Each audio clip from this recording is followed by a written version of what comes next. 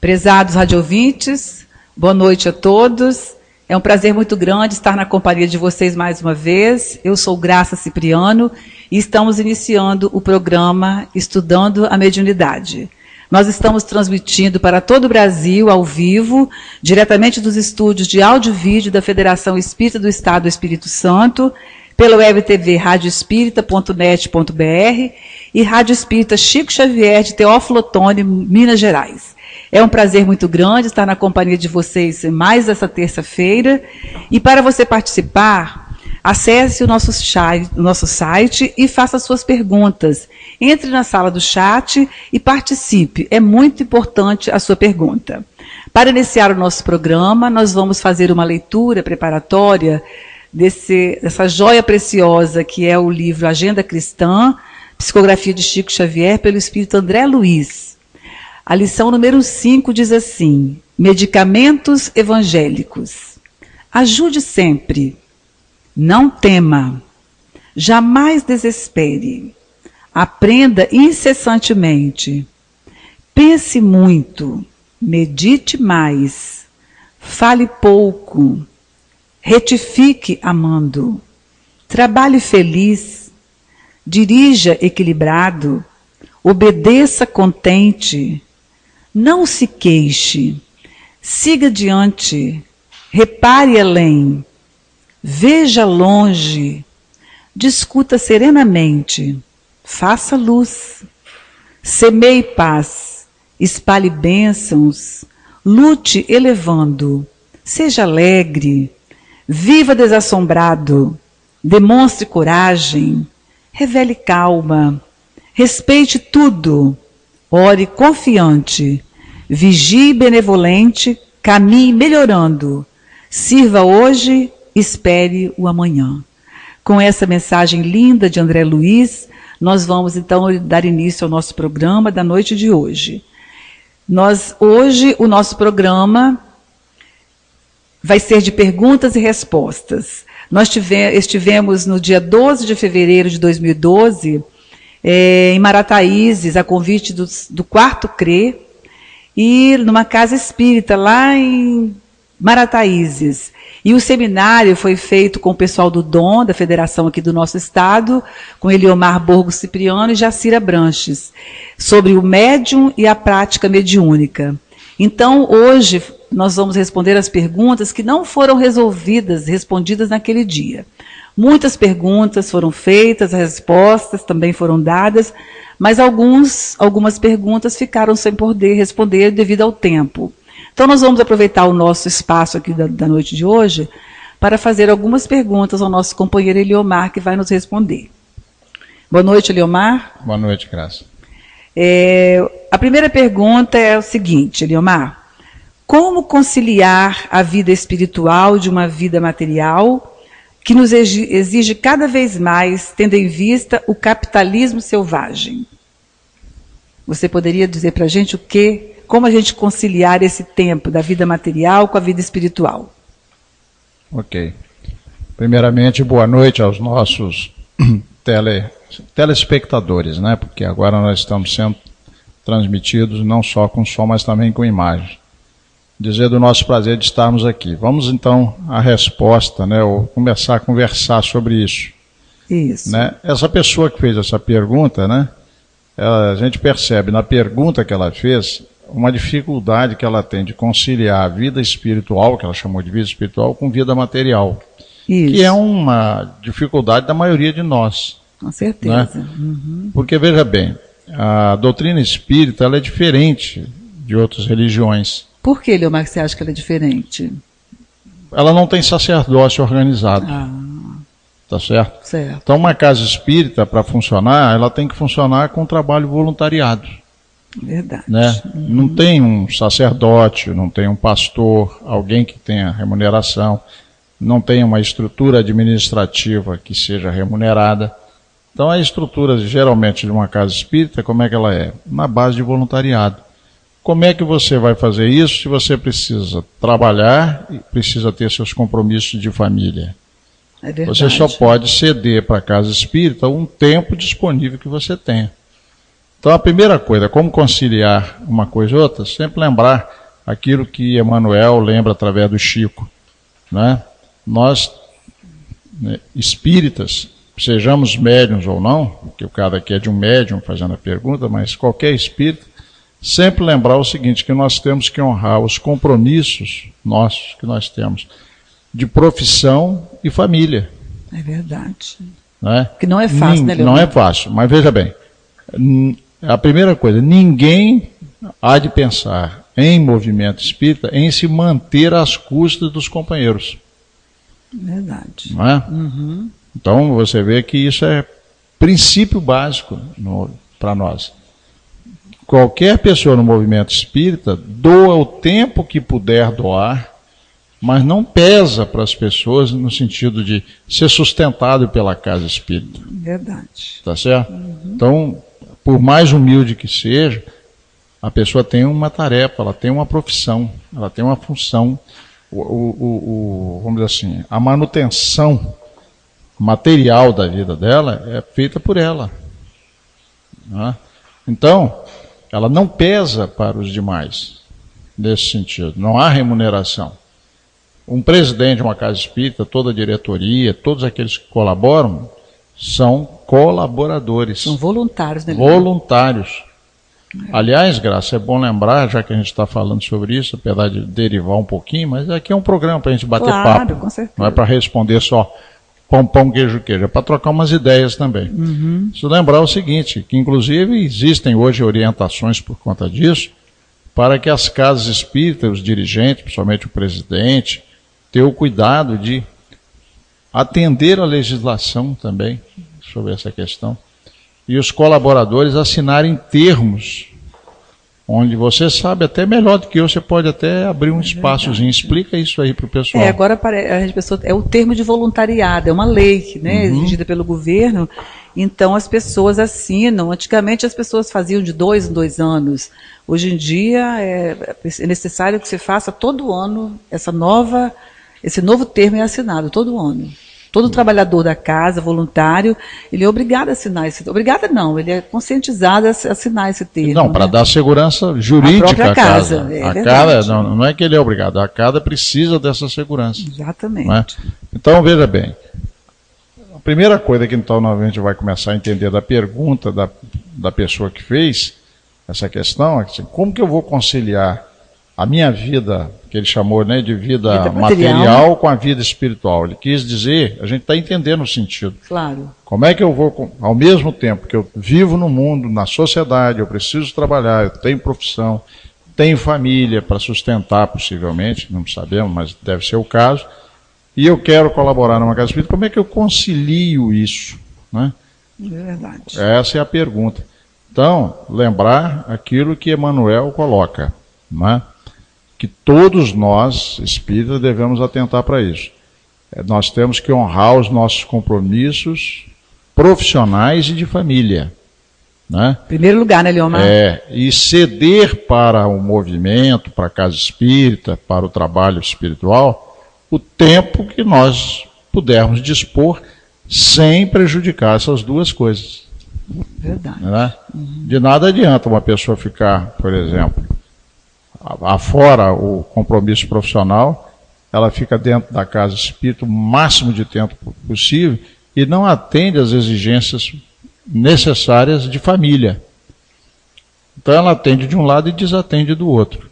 Agora, pode também acontecer o quê? A pessoa começar a se justificar tanto em função disso, que ela nunca tem tempo para cuidar da parte espiritual.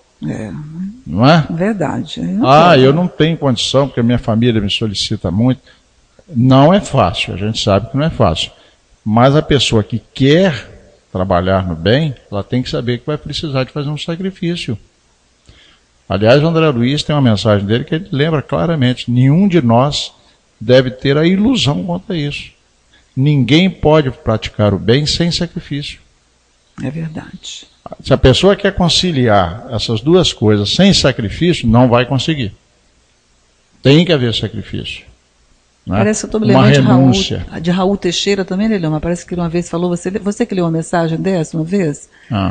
Que Raul Teixeira falava dessa necessidade Foi Raul Teixeira que falou dessa coisa? Eu não estou me lembrando bem se foi ele. Não sei, porque tanto o Raul quanto o Divaldo, eles volta e meia fazem comentários sobre essa questão. Essa questão aqui remete a um ensinamento de Jesus. Qual ensinamento? Jesus diz assim: não podeis servir a Deus e a Mamon. Ele quer dizer o seguinte, que nós temos esse conflito. Veja que Jesus já previa isso. Todos nós vivemos esse conflito. Nós não podemos servir a Deus e ao mundo. Ele diz que são dois senhores. Se você servir a Deus, você desatende ao mundo.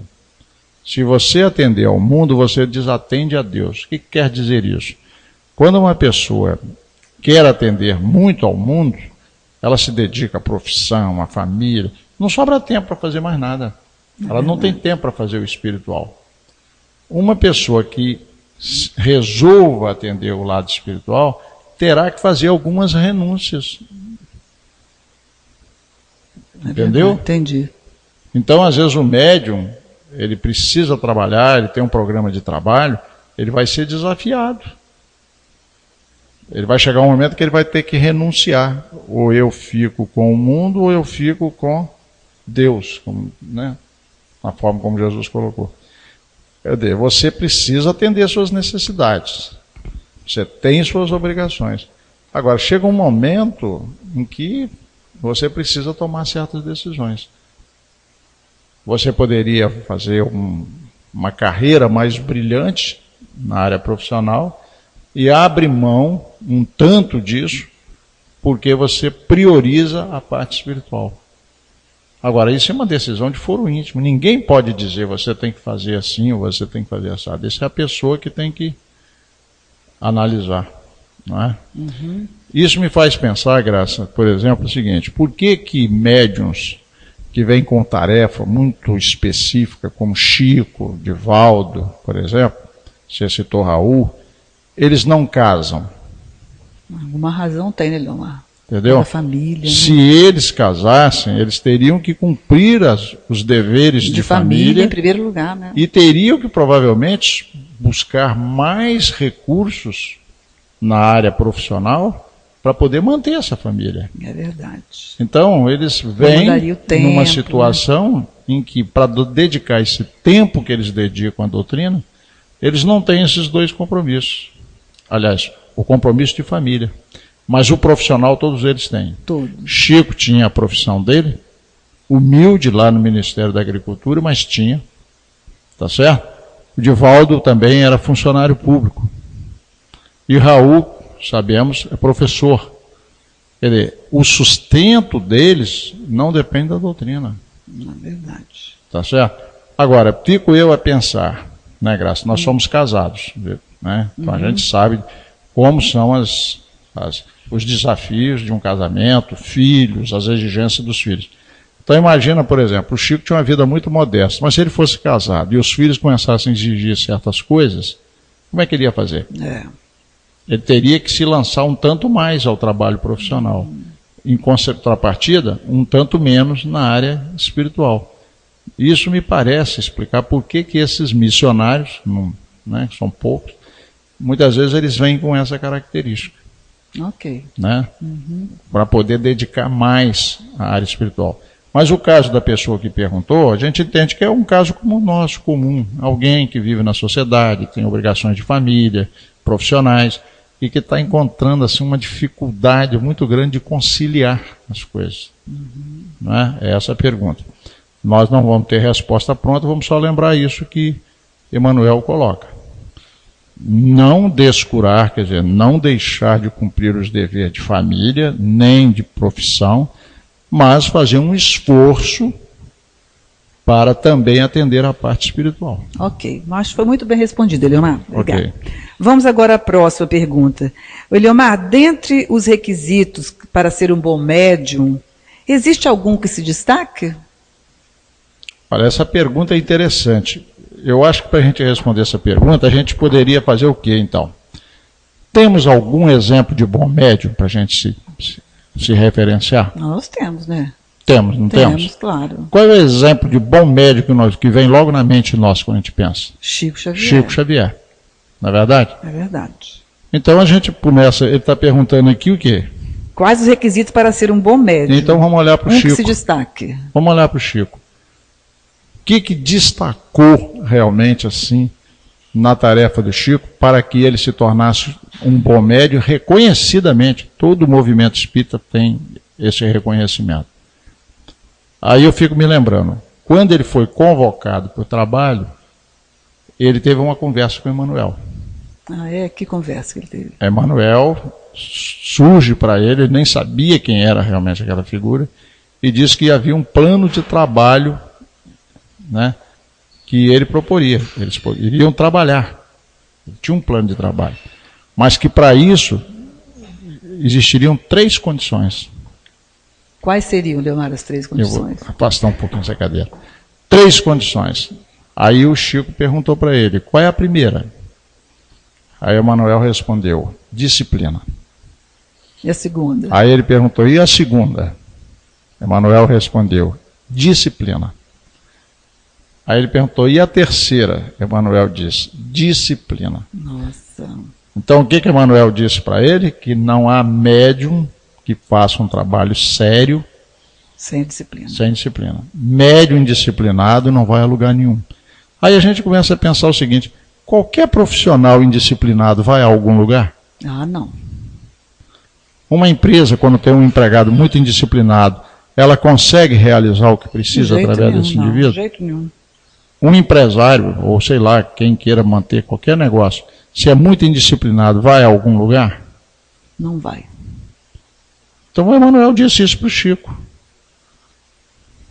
Vai? Olha, se tem um trabalho sério para resolver, você vai ter que ter disciplina. Porque se você quiser trabalhar só no dia que te der vontade, na hora que te der vontade, do jeito que você achar que deve, nós não vamos chegar a lugar nenhum. Então, eu estou respondendo, Graça, observando o exemplo do Chico. Claro, claro. Né? Uma condição que o companheiro está perguntando, ou a companheira, a pessoa que fez a pergunta. O requisito. O requisito fundamental que o Emmanuel colocou para o Chico foi? Disciplina. Disciplina. Agora, qual é a outra característica que você observa assim, muito marcante no Chico, que ajudou a ser um bom médium? A humildade? Humildade. É verdade. Não é a outra marca do Chico? Muito, é marcante isso no Chico. A marca, disciplina e humildade. Aí você começa a repensar assim, se um médium não for humilde, o que pode acontecer? Aí você vai lá no livro dos médiuns e vê Kardec dizendo que o maior escolha da mediunidade do médium é o orgulho. Ele diz que muitos médiuns perderam a sua tarefa por causa do orgulho. Kardec já falava lá. Já imaginou, Graça? Por exemplo, a maioria de nós tem orgulho, tem vaidade. O médium tem vaidade. Na medida que o médium comece a fazer o seu trabalho buscando o reconhecimento das pessoas, buscando a admiração das pessoas, como é que fica o trabalho dele, Graça? É verdade. Hein? É verdade, Vilmar. Percebe? Outra coisa, se você, por exemplo, se deixa levar pelo orgulho, você começa a atrair que tipo de espíritos para perto de você? Verdade. Não é verdade? Agora, que tipo de espíritos você atrai perto de você se você se entrega à humildade? Nossa, é verdade. Não é? Muda totalmente. Né, Muda totalmente. Então, eu não vou responder para essa pessoa todos os requisitos, mas a gente olhando para o Chico, que é uma referência para nós, a gente vê disciplina e humildade. Não é não? É verdade. São dois requisitos assim que a gente vê marcantes no Chico. Agora, Leomar, complementando essa pergunta... Aí ele pergunta mais alguma coisa? Não, quais, né, esses requisitos e o motivo? Você já explicou? Qual a razão? A razão a gente já explicou, né? Então, complementando essa pergunta, eu queria que você dissesse eles perguntam assim, frente às nossas imperfeições e o ideal esperado, como conviver com este conflito sem gerar reflexos negativos no desempenho mediúnico? Uma pergunta muito boa, Graça. Primeiro ele usou a palavra conflito. Conflito. O médium, como qualquer um de nós, né? Mas vamos falar o médium principalmente, né? O médium, ele tem uma facilidade durante um certo tempo, até que ele ganhe amadurecimento psicológico, ele tem uma facilidade de sofrer muitas interferências, muitas influências. Isso desorganiza a mente dele, desorganiza o emocional dele. Então ele tem muitos conflitos. Esses conflitos dificultam o desempenho ótimo da mediunidade. Claro. Mas ele não pode se culpar disso, porque como que ele vai superar isso? Assim, de uma hora para outra, não vai. Ele vai fazer um esforço. Mas na medida que ele vai fazendo um esforço, né, e vai buscando o seu autoburilamento, né, principalmente a autoevangelização, que o Emmanuel coloca tanto, essa necessidade, ele vai aos poucos depurando essa questão do conflito. E um dos conflitos que é muito comum no espírita e no médium também é esse que essa pessoa colocou. Entre o ideal esperado e as imperfeições. E as imperfeições que a pessoa tem. Não é verdade? Então a pessoa pode começar a se cobrar demais. Né? Vendo o que é ideal e aquilo que ela traz da dificuldade, a pessoa começa a se cobrar, entra em conflitos que acabam desorganizando o trabalho dela. Você sabe que a culpa é um dos problemas mais graves que nós trazemos dentro de nós. E que abre as portas, inclusive, para a obsessão. Verdade. Né? Você sabe disso, né? Os benfeitores são muito claros. Quer dizer, a matriz da obsessão é a culpa. E o médium, do modo geral, é um devedor da multidão, segundo Emmanuel. Então, o médium é um devedor da multidão. Então, ele traz grandes conflitos internos por conta disso. E uma das situações que vai surgir é essa que está colocada aqui. Entre o que ele sabe que é o ideal, que ele deveria fazer, e as imperfeições dele, ele então começa a se cobrar. Entra nesses conflitos e a pessoa pergunta se isso traria efeitos negativos no desempenho mediúnico. Claro que traz. Né? Claro que traz. Tanto que você vê, Graça, é o seguinte, quando a gente começa a trabalhar com um grupo, nós estamos trabalhando num grupo mediúnico, você sabe disso. O médium, durante alguns anos, ele é mais anímico que mediúnico. A gente vê que está havendo mais tratamento dele próprio ali do que propriamente das entidades que se socorrem através dele. E o dirigente precisa ter essa paciência, essa compreensão e esse cuidado. Não é verdade? Ok. Então esse conflito, só lembrar para quem respondeu, ele existe, ele atrapalha. Agora a pergunta é, como então lidar com esse conflito? Só tem uma forma efetiva essa. Qual é? Autoconhecimento. Certo. Sem o autoconhecimento, a pessoa não identifica adequadamente o que está ocorrendo na mente dela, para poder gradativamente tratar isso. Certo. Essa questão é tão grave, ainda quero abrir um parênteses mais, é tão grave, que você vê que os espíritos perceberam, já de muitos anos, perceberam que no movimento espírita, os próprios trabalhadores, os próprios espíritas, têm muita dificuldade psicológica. É verdade. Os próprios espíritas são muito doentes psicologicamente. Nós somos muito doentes psicologicamente. Trazemos conflitos e dificuldades. E eles perceberam que todo o Evangelho de Jesus, toda a doutrina, não estava sendo suficiente para nos alertar sobre certos aspectos. Então eles começaram a trazer livros na área psicológica. Hoje nós temos a psicologia espírita. Joana de Ângeles, ela, através do Divaldo, ela criou o que a gente pode chamar hoje de psicologia espírita. Então a gente vê a preocupação da Joana de Ângeles, né, Graça, em trazer elucidações através dessa série psicológica que ela escreveu, para ajudar a quem? A nós espíritas. Nós mesmos, E de forma particular o médium. Com certeza. Tá certo? Então eu acho que, inclusive a pessoa que fez a pergunta, né, diante disso aqui, qual é a recomendação? Leia esses livros. Você quer ver um outro autor que a gente gosta de recomendar? Está muito bom também ajudando nessa área. Qual? É o Alírio de Cerqueira. Ah, é muito bom. Tá certo?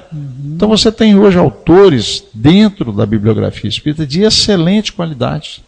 Você tem os livros da Joana de Ângeles, são excelentes, e tem os livros de um encarnado, que é um terapeuta, é um psiquiatra espírita, que escreve muito bem de forma didática, que é o Alírio de Cerqueira. Muito Tá bom. certo? Ok. Então, se eu pudesse falar para essa pessoa que fez essa pergunta, eu pediria a ela: comece a estudar esses livros. Certamente eles vão te ajudar. Eliomar, também completando ainda sobre o médium, essa outra pessoa pergunta assim: para ser um bom médium, é preciso ter boa conduta, estudar sempre e ter dedicação ao trabalho. O que é ser médium? Para ser médium, é necessário frequentar um centro? É, uma pergunta boa. Boa. Né? Sempre uma questão de base, mas que temos sempre pessoas que estão, às vezes, começando na doutrina. Então, numa fala como essa que a gente está tendo aqui, né, Graça, é importante a gente estar falando sobre isso. Lembrar o seguinte, que a mediunidade é um fenômeno da natureza, é um fenômeno natural, não é sobrenatural. Essa é a primeira questão. Kardec fez questão de trazer para nós o esclarecimento de que a mediunidade, que é essa faculdade que o ser humano tem de se relacionar com os dois planos da vida, isso é inerente ao ser humano e é natural, não é sobrenatural. Essa é a primeira questão. Então, a mediunidade não é propriedade do espiritismo e de ninguém. Assim como a inteligência, como qualquer outra faculdade humana, a mediunidade também existe. Então você vai ter médium em todas as latitudes e longitudes, em todos os países. Médiuns, inclusive, que são materialistas, médiuns que são espiritualistas, médiuns que aceitam o fenômeno, médiuns que rejeitam o fenômeno, tem de tudo. Tem de tudo, né? Então a mediunidade é um fenômeno humano. Não depende de crença, de raça, de nada, nem idade, nada. Então é um fenômeno humano. Então essa é a primeira questão. Só que depois ele faz a pergunta se é necessário frequentar um centro. Claro que não. E os médios que moram lá no Japão, ou os médios que moram lá na Rússia, como é que eles vão fazer? Eles vão deixar de ser médium? Não, de jeito nenhum. Tem como frequentar centro espírita lá? Claro que não, lá não tem. Então a gente tem que começar a abrir os olhos e começar a observar que a mediunidade vai além. Se Deus, na sua sabedoria infinita, criou essa faculdade no ser humano, tá certo, Graça? A pessoa só vai se ajustar se ela estiver dentro de uma casa espírita, não faz sentido. Verdade. Tá certo? Então você vai observar que quando Kardec faz perguntas relacionadas a certas situações da mediunidade, você vai ver que os espíritos, quando eles respondem de forma universal. Depois, se a gente puder, Graça, nós vamos ver a questão 469, se der tempo no programa, para mostrar que uma das maiores dificuldades dos médiuns, que é exatamente esse incômodo que eles sentem da ação dos maus espíritos, o remédio que foi receitado pelos espíritos no Livro dos Espíritos, não passa por frequência nenhum centro espírita. É verdade. Você vê que eles respondem de uma maneira, eu diria, universal. Tá? Ok. Agora, se o indivíduo tem mediunidade, pode se aproximar da doutrina espírita e conhecer a doutrina espírita e frequentar uma casa espírita, é claro que ele vai estar buscando o melhor. Por quê? Porque o espiritismo, ele nasceu do fenômeno mediúnico. Kardec foi um grande estudioso. Então Kardec colocou bases seguras, principalmente através do Livro dos Médiuns, bases seguras para uma pessoa não só compreender o fenômeno, como também a pessoa conseguir lidar de forma harmoniosa, equilibrada com o fenômeno.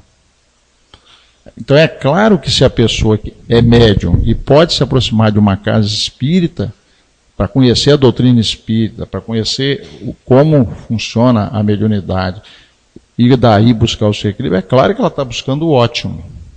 Mas eu estou sendo honesto em dizer, ela tem que obrigatoriamente? Não. Não. O indivíduo que está lá num país que nem centro espírita tem, ele tem que ter outra alternativa. Certo. Agora, Leomar, olha só, ele diz assim, ele perguntou assim, que o médium tem que ter conhecimento, equilíbrio, educação e dedicação. E os médios que não se fixam, que não frequentam as reuniões doutrinárias, o que você acha? Lamentável. Extremamente lamentável. Tem médiums espíritas, que se dizem médiums espíritas, que frequentam casas espíritas. Só vão? Né? Mas que acham que a única obrigação deles é ir na reunião mediúnica. Realmente. É muito pouco, Graça. Muito pouco, né, Leomar? Muito pouco. Não é? A doutrinária na medida que o médium espírita vai frequentar a própria reunião mediúnica, ele começa a ver, começa a perceber a responsabilidade que isso envolve, Graça. É verdade. Ele percebe que ele precisa se dedicar mais, ele precisa se identificar mais com a doutrina. E aí a pergunta é muito oportuna, porque pergunta-se, né, exatamente se é necessário ele frequentar a reunião doutrinária. Nós diríamos sim. Com certeza, né, Leomar? Todos nós devemos frequentar a reunião doutrinária. E o médium de uma maneira especial, porque é a oportunidade que ele tem de estar estudando a doutrina. Não é, Graça? Lembrando de uma coisa fundamental, né, Graça? A reunião doutrinária é desobsessão em grupo. Isso que o André Luiz fala, muito importante isso. Desobsessão em grupo. Então, muitas vezes o orador, ou quem está fazendo a palestra lá, fala alguma coisa, ele fala durante 50 minutos, 1 hora. Tem uma frase que ele fala que vai atender diretamente àquela necessidade que a gente está precisando. E que vai mudar o nosso modo de pensar e de ver. Isso é desobsessão. É verdade. Agora, o médium que fica só com o seu mundinho interno, que não estuda, não basta só ir na reunião mediúnica, ele tem que estudar. Estudar a si mesmo, né? Se dedicar. Aí ele começa a fazer um trabalho melhor. Agora, se ele acha que mediunidade é só dar passividade aos espíritos, ir lá na reunião e ir embora para casa, como é que fica isso, Graça?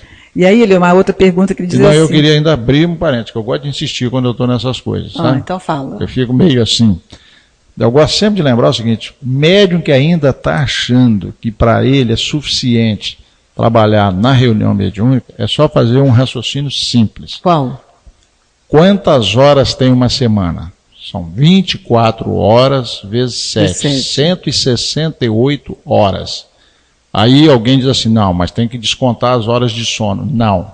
Mediunidade funciona 24 horas. E principalmente quando você está dormindo.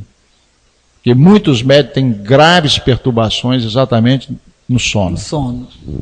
Tá certo? Certo. Aí a pessoa vai a uma reunião mediúnica, da hora que começa até a hora que termina, efetivamente, quanto tempo ela fica na prática mediúnica dentro da reunião, em média?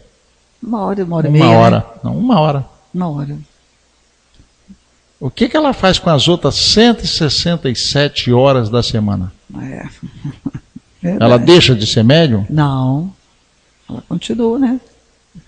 Aí a pessoa começa a pedir milagre da reunião mediúnica. Não é verdade, Graça? É verdade. Não é tão simples? Muito simples. São coisas simples de entender. Não é? Agora diz assim, Elimar, os espíritos superiores podem perder tempo com um médium que não quer estudar? Pode. Pode, né? Pode. Eles são muito tolerantes. Eles vão fazer todo o envolvimento, vão fazer com que cheguem sugestões de todas as formas para que ele desperte para a necessidade de estudar. É verdade. Agora, já que a pergunta foi essa, lembrar que lá no livro O Consolador, Emmanuel diz uma coisa interessante. Ele diz que o médium tem que estudar muito. Às vezes o médium não gosta nem de estudar, e o Emmanuel diz que o médium precisa estudar muito. Agora, É lógico, os benfeitores não vão abandonar uma pessoa só porque ele é um pouco displicente, porque, né? Agora, eles vão fazer tudo que puder para ajudar o seu aluno, digamos assim. Mas se ele for indisciplinado demais, vai chegar uma hora que vai ter um limite, né, Graça? Verdade. Vai ter um limite. Ninguém fica insistindo a vida inteira com alguém que, né, se recusa terminantemente a seguir uma orientação.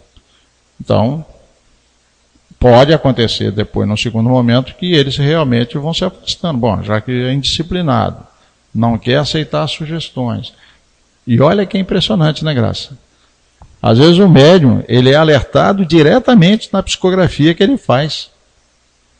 Ele pensa que a psicografia porque ele pensa que a psicografia é para os outros, mas é para ele. Se ele é da psicofonia, vem através da psicofonia. Se ele faz palestra, ele fica falando essas coisas para os outros.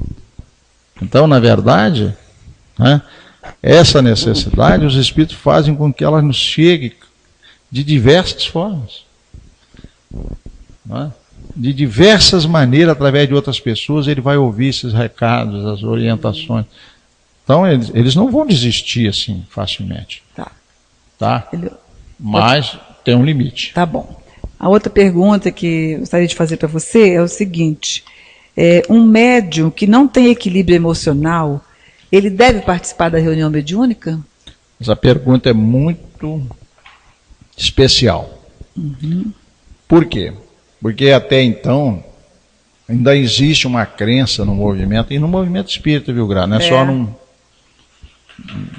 no movimento espírita mesmo. A gente vê o seguinte: as pessoas acham que a mediunidade em desequilíbrio normalmente está vinculada até à obsessão em muitos casos, tá certo?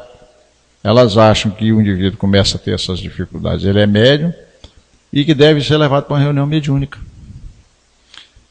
Então, você começa a perceber que o que está acontecendo com as pessoas que pensam assim: mediunidade é desequilíbrio, é doença, e reunião mediúnica é remédio.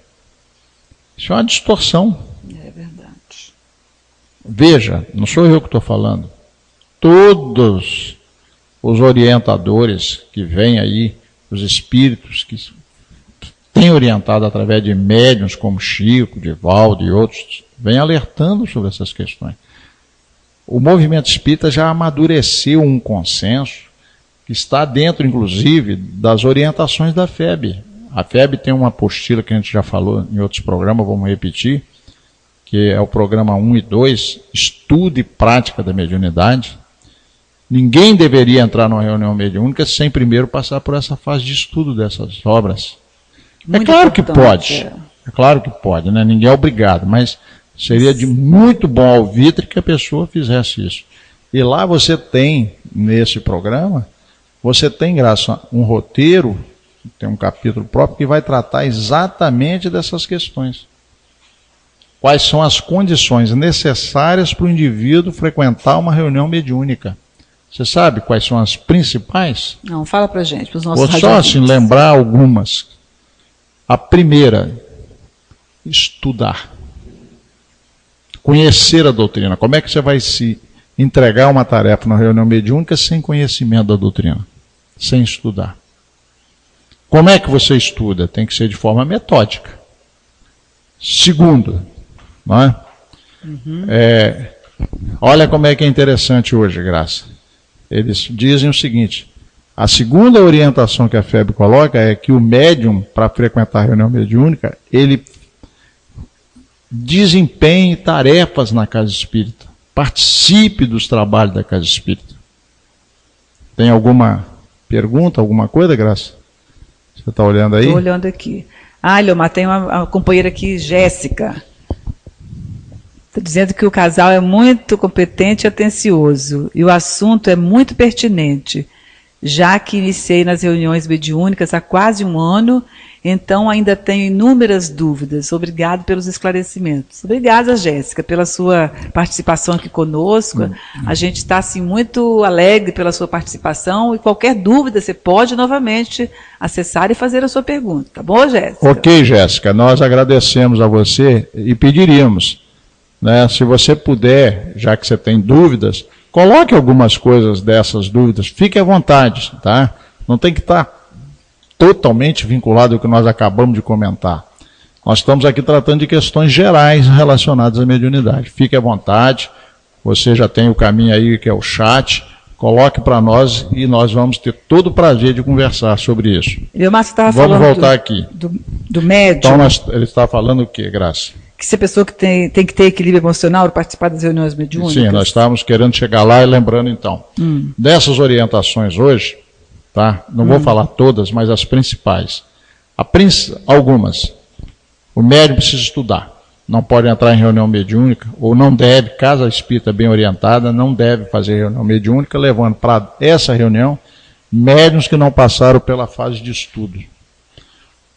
Principalmente a sugestão, programa 1 e 2 da FEB, estudo e prática da mediunidade.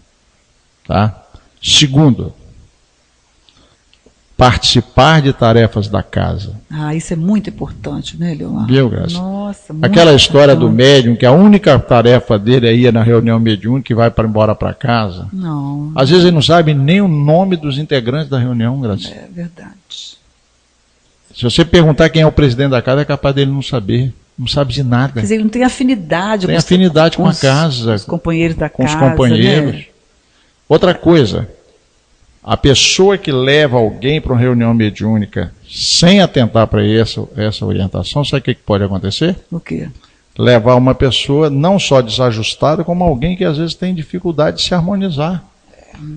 Verdade. Quando você tenta primeiro passar a pessoa pelo estudo e passar por uma tarefa da casa, você está tendo a oportunidade de conhecer a pessoa, ver como ela é, como ela se relaciona com os outros. Olha quanta coisa que você está prevenindo. Com certeza. Agora, aí vem a terceira, que é a pergunta que foi feita. A seguinte... A pergunta aqui. Ter equilíbrio emocional. Aí a gente fala assim, o indivíduo quer ir para a reunião porque está desequilibrado. Você está dizendo que ele precisa ter equilíbrio emocional para vir. A orientação hoje é essa. Agora você vai perguntar assim, entender que o indivíduo tem que estar totalmente equilibrado? Não, tem que ter o bom senso. Mas você não vai pegar uma pessoa que está desajustada, desequilibrada emocionalmente e julgar dentro de uma reunião para ela resolver o problema dela dentro de uma reunião. É uma inversão daquilo, tudo que a gente viu e aprendeu no passado. Tá certo? Tá certo. A pessoa tem que buscar o quê? É o atendimento fraterno. Do atendimento fraterno vai se detectar se ela precisa de uma terapia espírita. Pode ser que ela precise de uma tarefa de desobsessão. Ao mesmo tempo ela vai estudar, vai se disciplinar, vai começar, né, Graça, a fazer tarefas na casa. Talvez, quem sabe, num momento que tiver mais adequado, comece a aplicar passes. Então essa pessoa vai se ajustando. Quando ela tiver um razoável equilíbrio, porque equilíbrio total ninguém tem. Ninguém vai exigir de ninguém isso. Mas quando ela estiver razoavelmente equilibrada e tem efetivamente mediunidade, já se afastou aquelas outras hipóteses dos desequilíbrios emocionais, de umas tantas coisas, de manifestações anímicas, puras e simples. Quando alguém realmente experiente consegue fazer toda essa análise, não, realmente agora a pessoa vai para uma reunião mediúnica. Então, pode acontecer isso que foi perguntado aqui. Como é que era a pergunta? Um médico que não tem equilíbrio emocional deve participar da reunião mediúnica? Não. Se não tem equilíbrio emocional... Agora, não precisa também ser um equilíbrio total, porque ninguém de nós iria lá. Tá certo? Assim, mas eu acho que depois dessa conversa toda que a gente fez, eu penso que já ficou entendido o que a gente quis dizer. Agora, Leomar, como agir com um médium que se recusa a estudar e a participar de outras atividades da casa? Como a pessoa deve agir nesse caso? Não deixar que ela entre na reunião mediúnica. Por isso que é importante, quando você estabelece um programa de trabalho, tá certo? E você estabelece que para participar da reunião mediúnica da casa, você vai adotar esses princípios que são hoje orientados pela federação, você elimina essa situação, Graça. É verdade. Tá certo? A pessoa não vai dizer que é você que não está deixando. Não, olha, são normas, são orientações, é um consenso do movimento espírita, orientações da federação. Então, se a pessoa não quer estudar, não quer participar de nenhuma atividade da casa e fica insistindo que quer ir para dentro da sua reunião mediúnica, você tem que ter toda a firmeza de dizer não.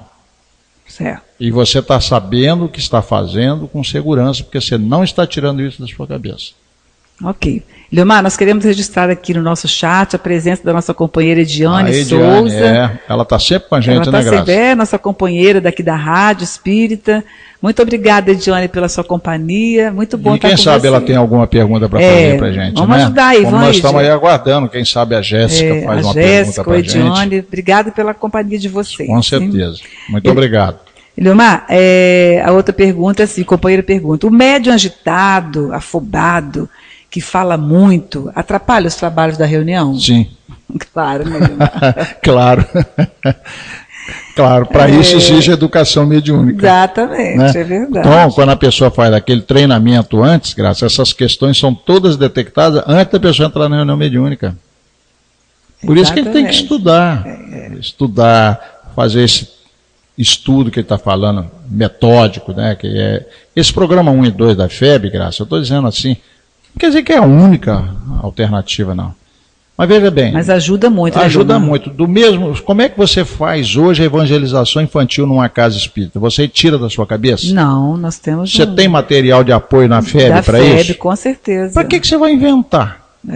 Você já tem o material. É verdade. Então, do mesmo jeito que a FEB se preocupou em ter um material para orientar na evangelização infantil, não é, Graça? Uhum. Eles também se preocuparam em dar um suporte, um material para fazer de forma disciplinada e adequada a educação do médium.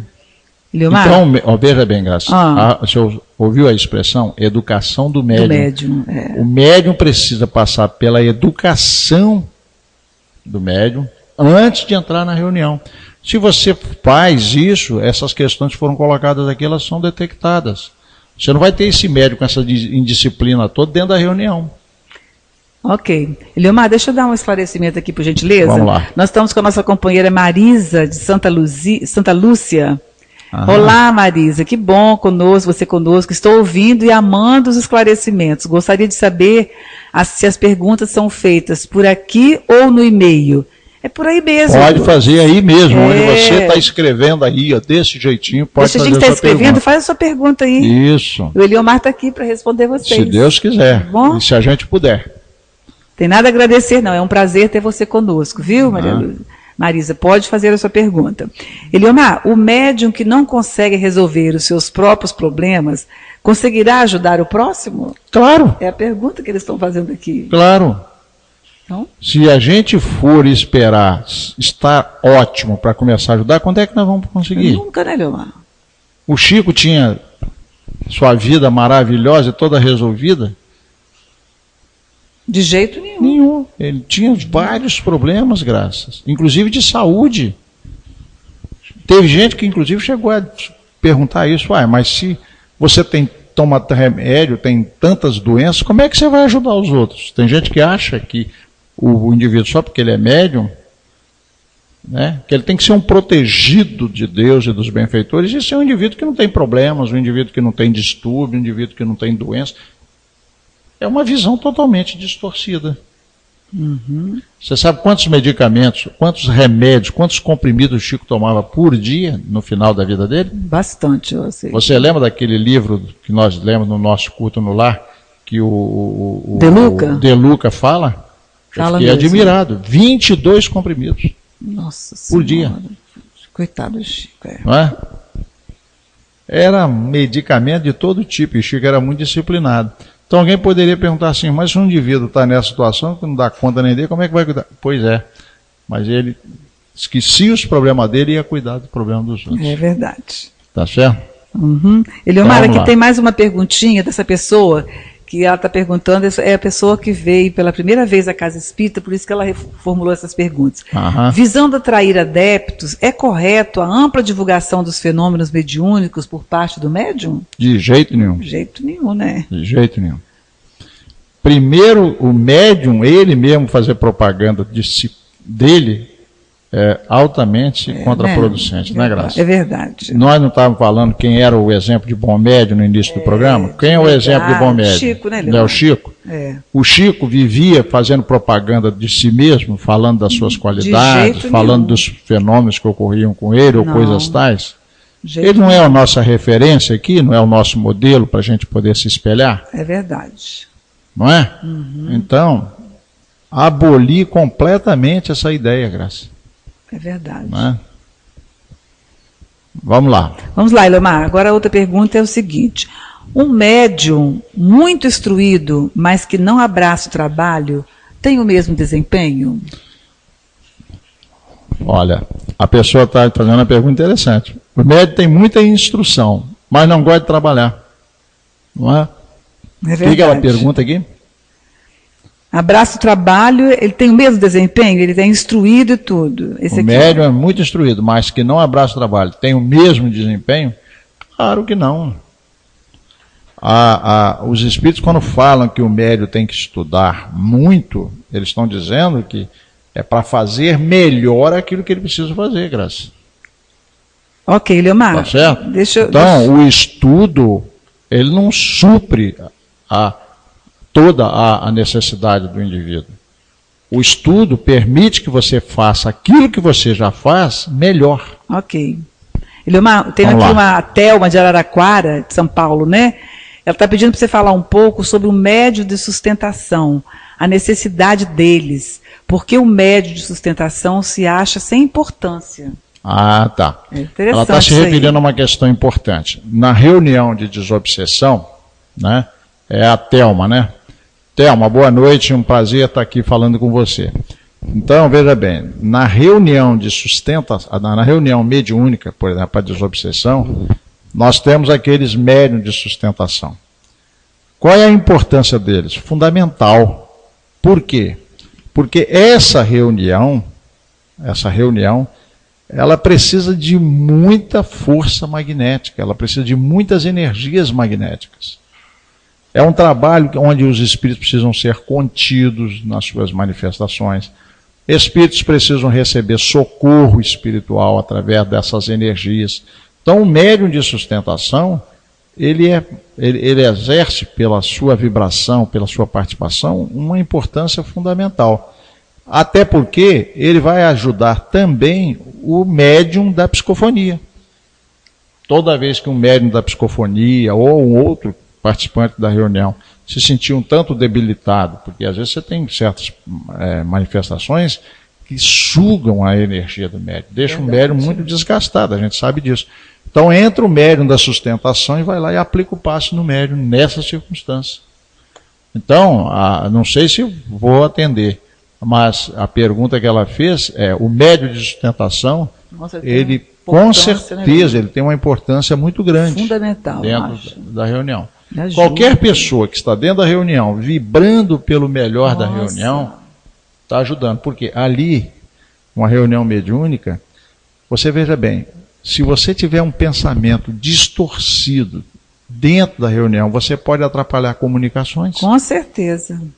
É verdade. Né? O médium, na sua tarefa, ele é altamente sensível a essas influências. Então, se ele é influenciado negativamente, caso haja alguém agindo de má fé ou com qualquer pensamento desajustado, na mesma medida ele é ajudado quando ele tem essa sustentação. Ô Graça, isso é tão verdade que eu vou abrir mais um parênteses aqui para falar com a nossa amiga aí. Tá certo, Graça? Por exemplo, um indivíduo vai fazer uma palestra. Tá? A gente tem hábito de fazer palestra, né, Graça? A gente faz palestra. Se você encontrar um auditório muito hostil, você vai sentir profundas dificuldades de fazer o seu trabalho. Uhum. Mas se você tiver dentro daquele auditório pessoas que simpatizam com o que você está falando e começam a entrar na sintonia com você e vibrar com você, você se sente enriquecido no seu trabalho.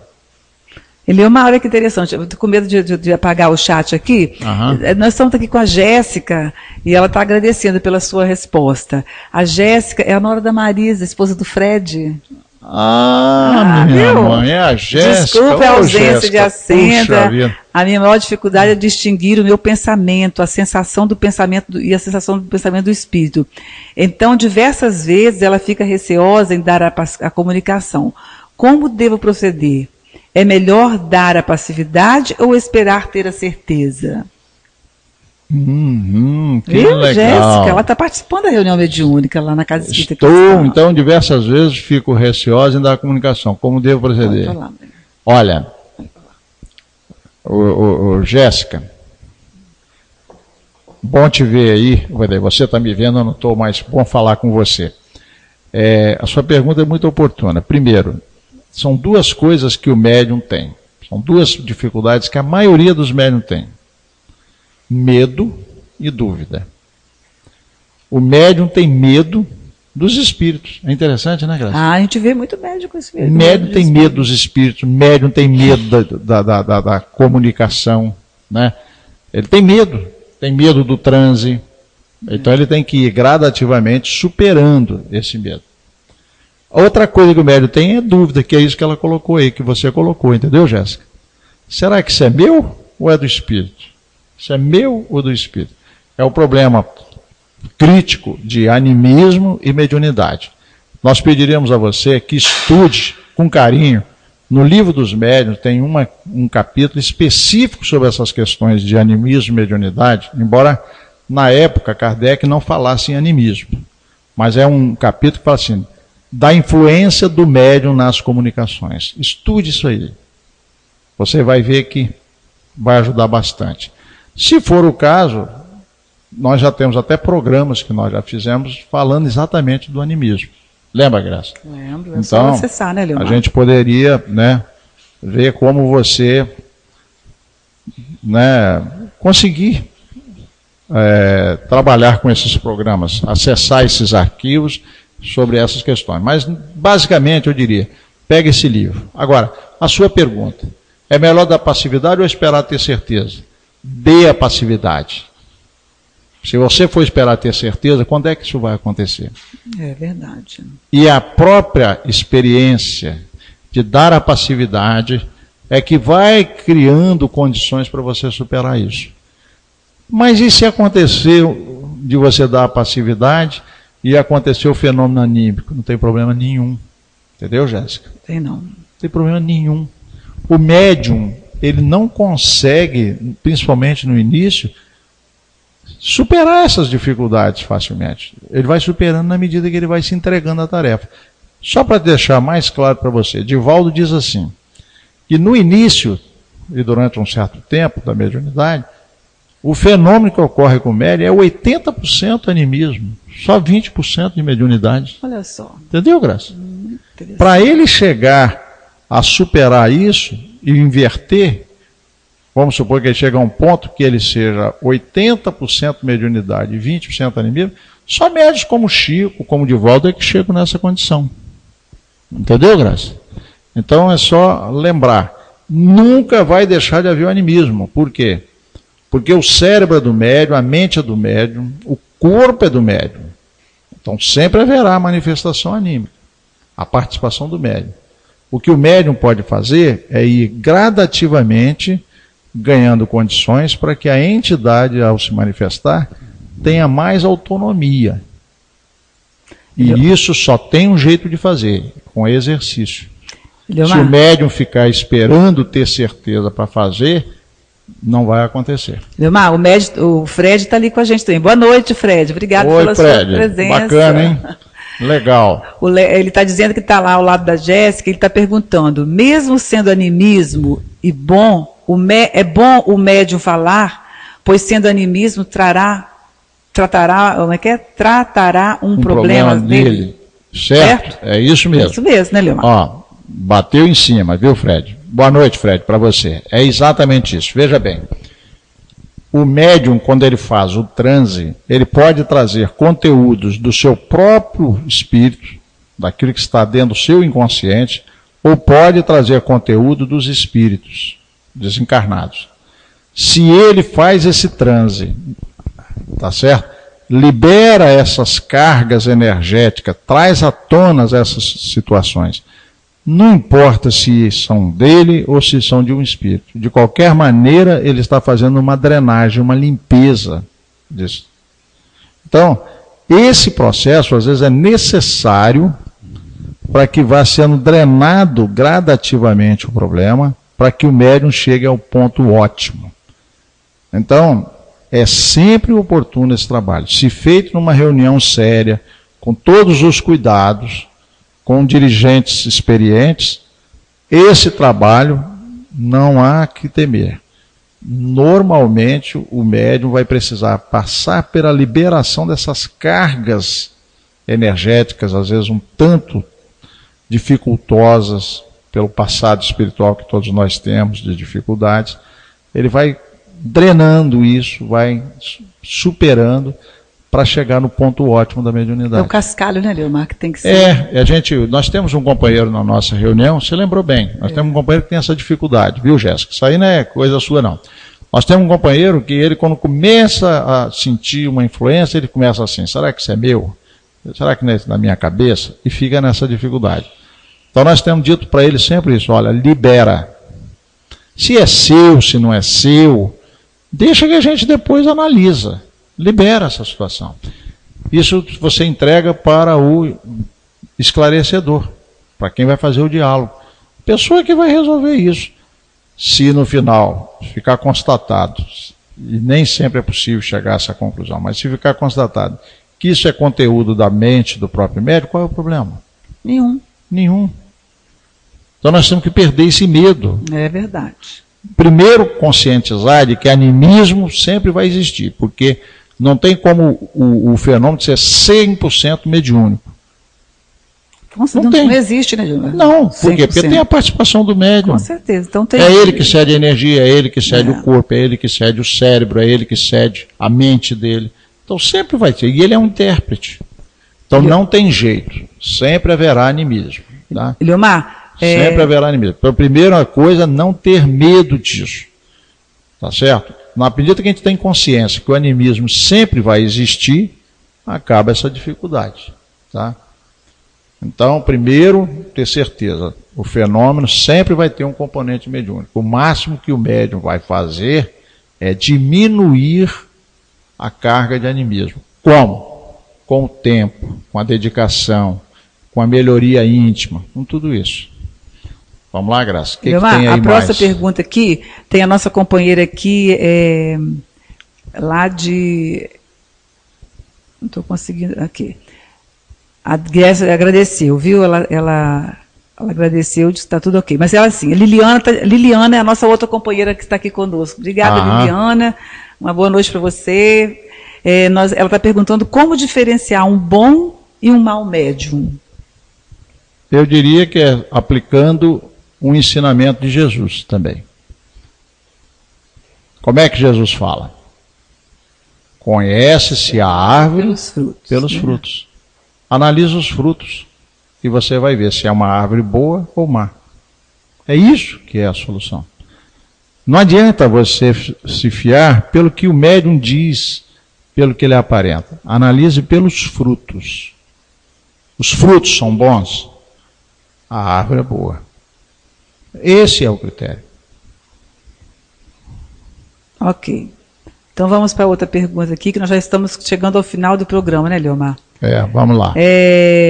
A Marisa diz assim, boa noite. Olha, é assim, faço parte do Espiritismo há mais de 10 anos. Tive uma época de escrever várias mensagens, não só no centro espírita, como em casa. E geralmente era de madrugada. Lendo, era todas, aí não completo o restante. Não sei como é que ela disse. Não sei qual seria realmente a pergunta dela, né, Graça? Não sei, não dá para... Acho que perdeu uma parte da pergunta, cortou. E o Fred está dizendo, por exemplo, eu faço parte da reunião mediúnica, passando energia para os outros médiuns e dando passividade, mas quando vou doar energia, eu sinto mais força quando aponto a mão. Por que será isso? Entendi.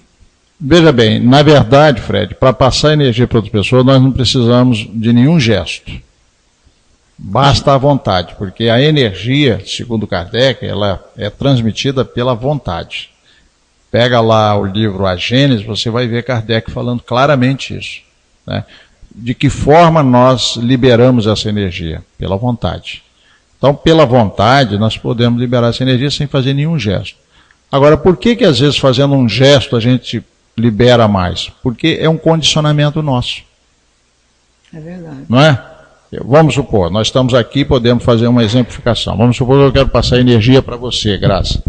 Eu vibro intimamente, pedindo e tal. Eu estou passando. Mas talvez por condicionamento, se eu fizer assim, eu sinto que ficou mais forte. É como se eu canalizasse melhor. É isso que ele está perguntando. É verdade. Entendeu? Mas Jesus curava pelo olhar, né, Leonor? Você pode curar pelo olhar, pelo toque. Energia com pode olhar, ser, né? Pela fala. Tá certo? Então, eu diria assim, não tem nada de errado, viu, Fred? Não tem nada de errado nisso. O que está ocorrendo é isso, é que você sente que quando você faz assim com a mão, é como se você firmasse mais o seu sentimento, a sua convicção. E é isso que vai acontecer. Agora, se você desenvolver a mesma certeza, a mesma confiança, sem o gesto, vai dar certo também. Por quê? Porque é preciso entender, você é repetitivo. Kardec fala que essa energia, ela é canalizada pela nossa vontade. É a vontade que é fundamental. A Maria Lúcia pediu desculpa porque ela não colocou o resto. Como proceder? As mensagens que ela escrevia em casa, né? Lendo, eram todas as mensagens positivas, tem elas guardadas até hoje. Tem algumas que antes de dormir, eu pedi ajuda a Jesus e na noite seguinte vinha a resposta. No comentar, como eu agiria referente a esse... referendo a esse assunto, nesse assunto, na casa que frequento, me disseram que é errado e não quiseram nem ler, até para saber o grau de psicografia que penso eu. Não faço mais, mas muitas vezes, se eu deixasse fluir, escreveria. A Marisa de Santa Lúcia, né? Aqui de Santa Lúcia deve ser? Deve ser daqui, não sei, né? Talvez daqui de Vitória, não sei. Bom, Marisa, é o seguinte, as pessoas que te orientaram não estão erradas, tá certo? A maioria de nós não tem segurança suficiente para exercer a mediunidade em casa. Nós não temos na nossa casa toda aquela proteção necessária. Então, principalmente o médium iniciante, ele vai trazer muitas dificuldades e muitas possibilidades de interferências espirituais negativas e tudo mais.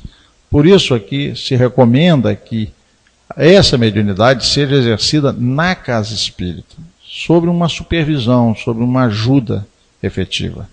A maioria de nós não tem essa segurança. Desculpe eu ser honesto e sincero, não estou fazendo julgamento de você.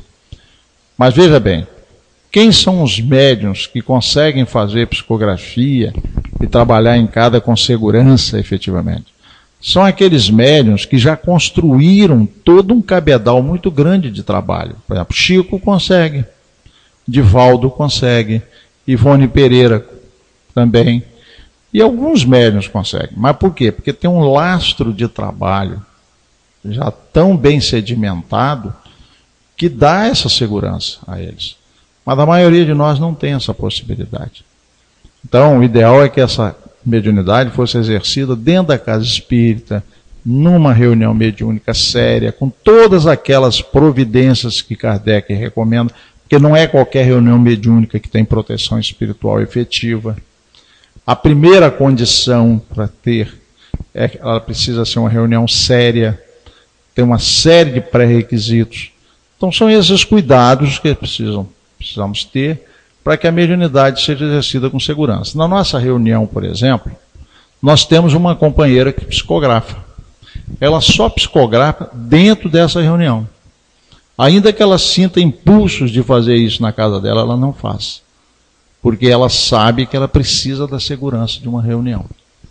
Então ela só faz lá. Ok. Esse trabalho dela é divulgado? Não. Ela lê a mensagem para nós, a gente analisa, observa, faz algumas observações e pede a ela que vá guardando. Não quer dizer que só porque tem um bom conteúdo, ou tem um conteúdo doutrinário, ou tem mensagens otimistas ali, não significa que esse trabalho necessariamente vai a público, ou mais ainda, que vai ser publicado. Só o tempo que vai indicar. Então, nós reforçaríamos esse nosso ponto de vista, né? Procure uma casa, procure se ajustar com a casa, né? E evite essa psicografia em casa. Ok. Tá? Leomar, obrigada aí pelos seus esclarecimentos. A Marisa, de Santa Lúcia, é de Canoas, no Rio Grande do Sul, Leomar. Ah, tá. Obrigada. E o Fred também gostou da companhia da gente. A gente também, Fred, gostamos muito que você esteja com a gente. Você e a Jéssica, no final, na próxima semana, na próxima terça-feira, nós aguardamos vocês. Jéssica, Marisa, o Fred, a Ediane e a Thelma de Araraquara. Muito obrigada pela companhia de vocês. O Mamed também está aqui conosco, nosso coordenador da Rádio Espírita Capixaba. Um prazer ter Mamed sempre conosco, ele nos ajuda todo instante. E a gente quer agradecer muito. Nós vamos terminando o nosso programa por hoje, já passamos um pouco da hora. Queremos agradecer muito e pedir a Jesus que abençoe a todos vocês. E na próxima terça-feira estaremos juntos, se Deus quiser. Uma boa semana para vocês e fiquem com Deus. Nosso abraço e até a próxima terça. Muito obrigada. Ok, uma boa noite para vocês. Nós agradecemos essa participação de vocês, foi ótima. Nós fizemos algumas perguntas aqui, que foi lá, né? Nem terminamos, que foi lá desse encontro, né, Graça, que nós tivemos em Marataízes. Mas foi ótimo, porque através do chat tivemos a participação de vocês. E como é que foi bom, né? Como foi bom isso, né, Graça? O programa fica mais animado, mais solto. É isso aí que a gente quer. Gostaríamos que vocês, né, nos prestigiassem na próxima semana e nas seguintes. E sempre aí, com o chat à disposição, fazendo perguntas, porque aí o programa fica muito mais leve, muito mais fácil. Muito obrigado a vocês, uma boa noite.